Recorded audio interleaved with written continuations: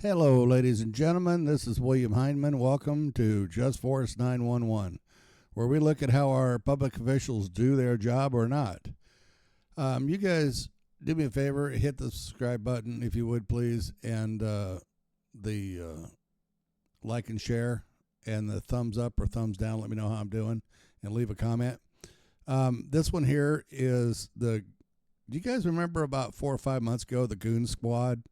The 5 or 6 officers that grabbed 2 black gentlemen, were beating them and just doing a whole bunch of really cruel things to them. And then one of the officers actually shot one of the guys in the mouth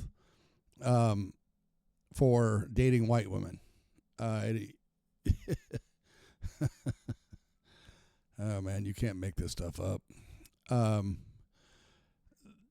You've heard me say about, if your officers are bad, normally your sheriff or your police chief is bad, and the police chief is saying, or the sheriff is saying, well, I knew nothing about it. I doubt that very seriously. You got to be held accountable for your actions, and if you're the sheriff or the police chief, you're the one in charge. You're the one responsible. If you have a squad of 6 guys that do this kind of stuff and you don't know about it, that makes you a moron. But you got to remember, these guys are sovereign citizens with IQs of around 20. So what do you expect? You can't expect a whole lot. But I know one thing would help is if a violation of oath of office would happen to a public official, that making it a felony offense, not something that can be talked down like a misdemeanor or, a slap on the wrist, probation. Nope, it's a felony, end of story, you're done. Okay? That would help. Also, holding the public officials that have you arrested and charged. If a charge doesn't go through the DA's office and it's dismissed, then it should go back on the officer, because they're using us as promotional tools to get their promotions. And that's just not right. If we're paying these guys to do a job, they need to start doing it, because this is getting way out of hand. This is ridiculous. The judge gave the Goon Squad the most time that's ever been given to a officer in that state ever. And that's a good start. Line them up. Let's start sending these guys to prison. If they understand that they're going to prison, they'll knock this crap off and quit doing it. The only reason they're doing it is because they know they can get away with it. They've got away with it for years. We've never said anything. Well, now with video cameras and everybody's cell phones, now people are starting to say things. And it's time to start cleaning up the mess. So, guys, let's take a look at this, and we'll talk more about it afterwards. Here we go. Ben told the judge the deputies who tortured him, killed him, but he didn't die. The victims say they were beaten, tased, sexually assaulted, and subjected to racial slurs after the law enforcement officers accused them of dating white women. And these are the longest and strongest sentences in United States history for any police officers.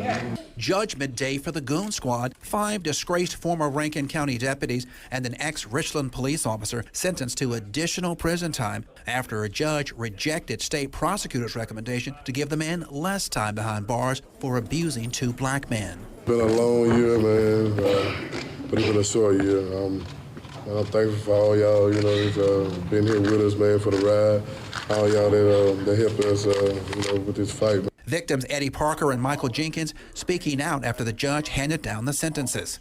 It really ain't been about me. It's been about what they did to my mama, how they made her feel, and just the dictating, the bullying. Sentences for Joshua Hartfield, Brett McAlpin, Jeffrey Middleton, Daniel Updike, and Christian Detman ranged from 15 years to 25 years. Hunter Elward, who shot Jenkins in the mouth, was given a 45-year prison sentence. Jenkins and Parker's attorney called the judge's ruling historic. No police officer in the history of Rankin County has ever been held criminally responsible for harming anyone, let alone a black person. The 6 men are already serving between 17.5 years to 40 years in prison on federal charges. They will serve the state charges concurrent with the federal sentence. Prosecutors say in January 2023, the deputies handcuffed Jenkins and Parker in their Braxton home, then tased, beat, sexually assaulted, and subjected the men to racial slurs after the law officers accused them of dating white women. While the deputies are headed to prison, the fight for justice in Rankin County isn't over. Brian Bailey should be on notice that he may be next. The Rankin County NAACP still demanding Sheriff Brian Bailey resign and for the U.S. Justice Department to prosecute Bailey. The sheriff, who we consider the leader of the Goon Squad. That's right. So we are going to continue our fight to remove him from office. Now, the sheriff has said he was in the dark and wasn't aware of what the Goon Squad was up to. Rankin County facing a $400 million civil lawsuit. The victim's lawyers say a court judgment against the county could bankrupt Rankin County. Back to you. Yeah, because the taxpayers are the ones that have to pay for it. You know, this is ridiculous for the sheriff to come out and say, well, I knew nothing about this. I had 4 or 5 deputies that were rogue that I didn't know about. Yeah, no. Because I guarantee you these guys were talking in the locker room about, this is not the first time they've done this. This is something that they do on a regular basis.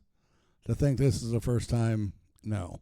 And I did not realize, I misspoke, it was the largest amount of time that's been given to a law officer in the United States. So it is changing. It's changing slowly. We just hope that more abuses like this get taken care of and not swept under the rug. The one way to do it, like I said, is to get the laws changed. And you're going to have to go to your congressmen, your senators, your legislators, and tell them you want to change the law, because that's the only way it's going to happen. But you got to keep it as a felony. You can't, they said that the prosecutor tried to, make a deal for last time. And the judge said, nope, not this time. Sorry. You guys crossed the line. You knew better. You were supposed to be a public servant and taking care of the public, and you completely did not do that. So in this case, sorry, you get to do the time. So they did the crime, now they get to do the time. And there's state and federal, which means they have to do their federal time first before they can do their state time. So they're going to be in prison for quite a while, as well as they should be. I'm sorry to say, but this stuff needs to come to an end. Guys, let me know what you think. Thumbs up or thumbs down. Let me know how I'm doing. Leave a comment, and I will talk to you guys on the next one. Thank you so much, and good night.